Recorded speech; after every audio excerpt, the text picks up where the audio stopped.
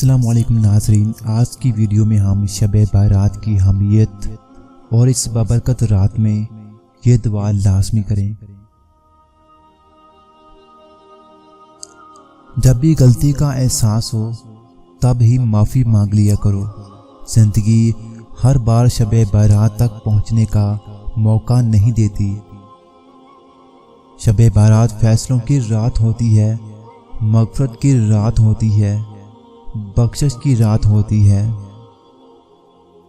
حضرت علی رضی اللہ تعالی عنہ سے مروی ہے کہ حضور نبی پاک صلی اللہ علیہ وسلم نے ارشاد فرمایا، جب نصف شعبان کی رات آئے تو اس کی رات میں قیام کیا کرو اور اس کے دن میں روزہ رکھا کرو کہ اللہ تبارک و تعالی غروب آفتاب سے آسمان دنیا پر خاص تجلی فرماتا ہے اور کہتا ہے کوئی مغفرت چاہنے والا، کیا اس کی مغفرت فرماؤں؟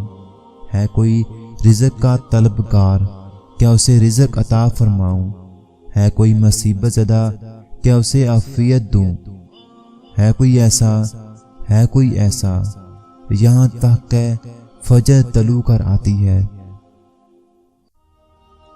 شب بارات معافی کی رات، مغفرت کی رات، شفاعت کی رات۔